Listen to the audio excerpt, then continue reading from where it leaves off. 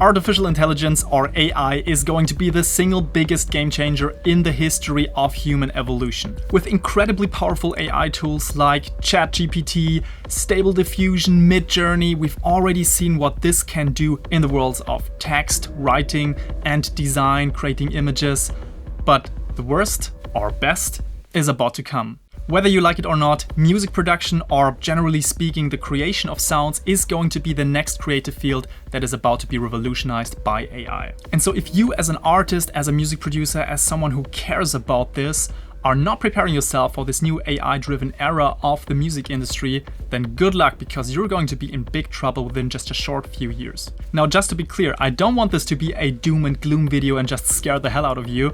Actually, my goal is to help you face reality here and really look at the things how they are, how it's going to develop, and make the best out of this current situation so you can tackle the new era of the music industry with confidence and with a clear path. And so I'm going to answer some of the most pressing questions that you probably have on your mind right now. For example, will artists and musicians be replaced by AI? How will music production change thanks to AI? And what will be our new role as music producers, as artists in this new era? And most importantly, what consequences is this going to have on you as someone who's currently trying to figure out your way in the music industry, who's trying to build a meaningful career in this field? So if you want to stand a chance in the music industry of tomorrow, make sure to stick around, because at the end of this video, I'm going to show you a clear step-by-step action path that you can take right now to set yourself up for future success in the music industry in an AI-driven era. If you don't know who I am, my name is Philip. I'm a full-time mixing and mastering engineer as well as music producer for many years, based in Berlin, specializing in electronic music.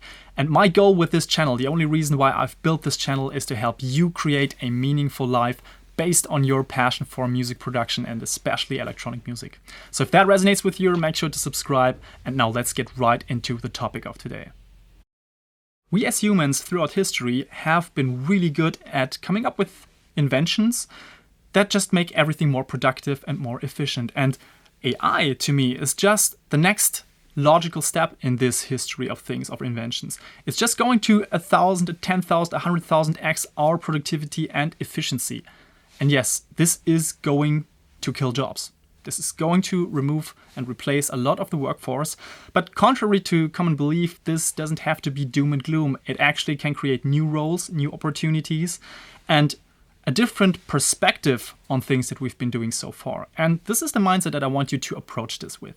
Now, what I find fascinating is this incredibly human arrogance, thinking that creativity will remain untouched by AI. We thought that we're so unique and so special, and first of all, AI is going to replace the low-skill, low-effort jobs, and maybe then a few more high-skilled jobs and so on. And eventually, many years down the line, it's going to be able to compete with us as creatives. But guess what? The opposite happened. Creativity is now the first field to be conquered by AI. Right now, it's being used to create texts, it's being used to create images, it's being used to create sounds. And if you put all of that together, AI will be able to create videos. Yes, deepfake videos of whatever celebrity you want to have. It can even come up with its own celebrities, create the music, create a music video for that, create a personality around that, and you will not even know if this is a real person or not. Now, let's be honest, if we compare what AI is currently doing with music to what it's doing with text and what it's doing with images, I must say that I'm not really impressed by the music examples that I've heard so far. Independent of the company, even something as big as Google, which showcased a couple of things on their Music LM platform, I wasn't impressed by the quality of it. I wasn't impressed by the creativity of it. It just didn't click with me. It didn't resonate with me. And this is not because it's done by a machine. It's just bad execution, in my opinion. But here's the problem. Everyone underestimates AI constantly because we cannot grasp that concept of a machine that's being trained with billions of data points. And it's just about how much of whatever type of data you are feeding into this machine that can learn by itself, which is the term machine learning. It's just about what do you feed this machine, how much do you feed it, and how well is it programmed to learn from that. And this is naturally going to get better. And within a short few years, we're going to see massive, drastic changes to what type of music this thing can create. Now, why am I so sure about this? It's because I've seen it with, for example, mastering. Now, everyone at the beginning was laughing about what AI mastering like LANDR or the mastering engineer assistant, whatever it's called by iZotope, can do. Everyone was laughing at it. It sounded terrible in the beginning. But I have to admit, it got better. And it got better rapidly. And yes, to this point, it still doesn't beat a really good mastering engineer, let's be honest. And I sometimes make that experiment myself. I throw in something, client project that I have, and I compare it with my own master just to see how the AI is doing. And I get more and more impressed by the results. The thing that it's really bad at currently still is if the tracks aren't properly mixed and have very specific problems, or if the tracks have very different dynamics throughout the production. This is when it really struggles to make the right moves, make the right decisions. But if something is like really, really well mixed and everything's good in place, well, it does a great job on that. And to be honest with you, there's like a tiny difference between what a great mastering engineer can do and what the AI can do. And solving these other problems is just a question of time. But if I compare it, how this thing has started and where it has landed now, if I can just extrapolate the data and think about what's going to happen in a couple of years from now, I can tell you that a lot of mediocre mastering engineers will be in big trouble. And so who's going to survive in the end? The people that have exceptionally good skills, for sure, but then also they need to have exceptionally good taste, and they have to have all the social skills that are currently still in high demand. So if you take the time to, for example, coach an artist before it even comes to the mastering stage, if you tell them what to improve in their mixes, and if you also have a little bit of compassion and human understanding, all of this combined together still makes a great mastering engineer worth working with, in my opinion. Do I think that AI will never be able to replace that? No, who knows? I don't know. But the thing is, you have to really ramp up your game to actually be able to compete with this. So let's answer the most important question here now. Does all of this mean that we're doomed as musicians, as music producers, as artists, as mixing and mastering engineers? Will we just completely be replaced by AI? I don't think so. But our role is going to change dramatically, and this is what I want to talk about now.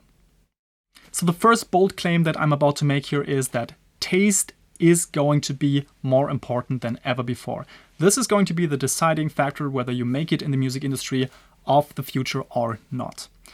Why do I think that is? Well, think about someone like the legendary producer Rick Rubin, who just released a fantastic book, by the way, that I can highly recommend.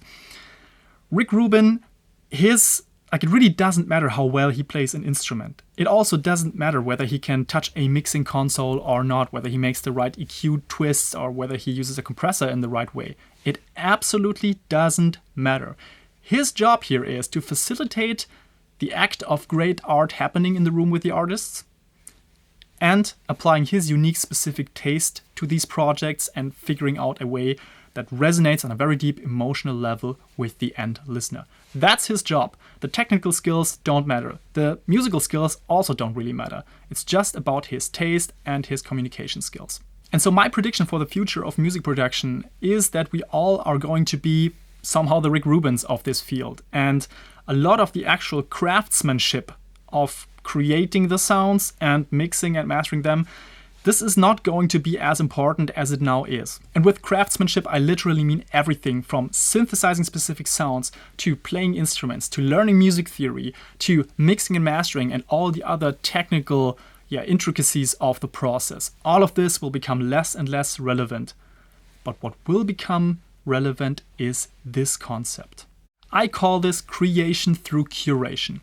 This is going to be the future of music production, in my opinion, and I'm quite sure that this is going to be the role that we will switch into.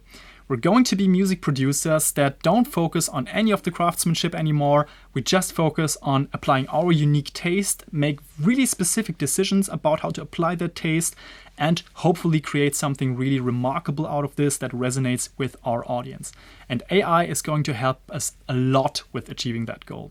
Now, if you've followed me so far and you're really smart, you might ask the question, hey, but craftsmanship is actually enough. If you can compose music, play all the instruments, produce it, mix and master it in a perfect way, why would it even be important for someone to curate all of that? And yes, that's a really good question. I think It's totally doable that AI will create a song that is just amazing in terms of composition, arrangement, sound design, mixing and mastering. All of the boxes will be ticked. The thing that I believe makes a difference is stories. And so let me talk about this quickly.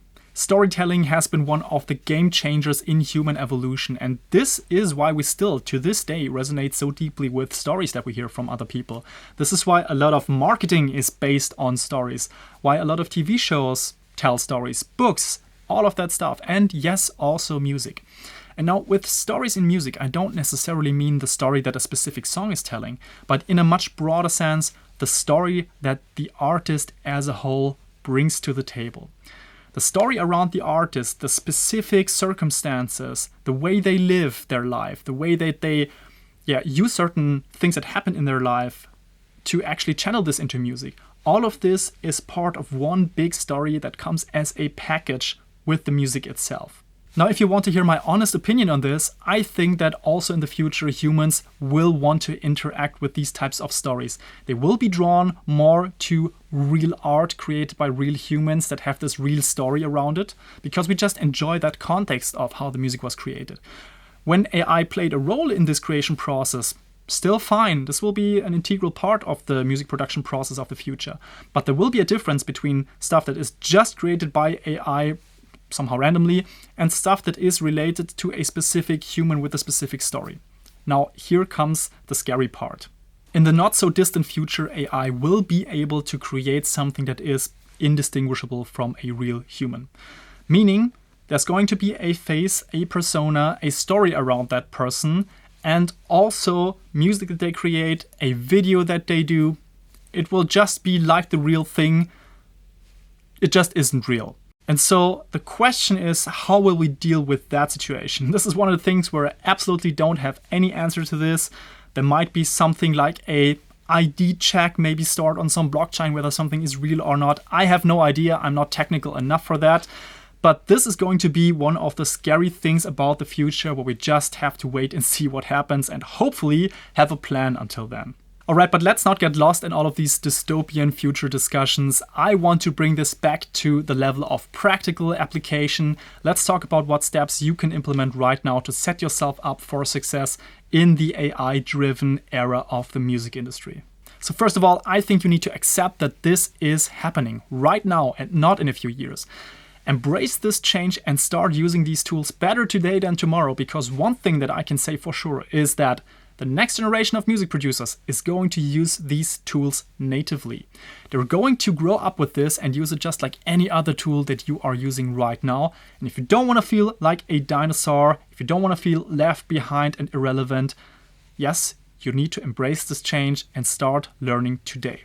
My second tip is to sharpen your taste as much as possible. Yes, today skills, mindset, all of that stuff is still super important, and I don't want you to neglect all these technical and composition skills. This is super critical. But you will notice that taste and the aspect of curation will become much more important. And instead of holding on to just sharpening your skills in one specific area of sound design, I want you to take a bit of a broader perspective and put yourself into the perspective of someone like Rick Rubin, who's just from distance observing the music, applying his taste, interacting with other artists, and basically getting beauty out of that. This is going to be your new role, and I want you to set yourself up for this right now. And my final tip for you is to learn how to ask better questions and give better prompts. Meaning, currently, what AI is doing is it receives an input and it generates an output. And depending on how precise that input is and how much data it actually gets from your input, the better the result will be, the more precise the result will be, and the more efficient you will be at creating a certain thing.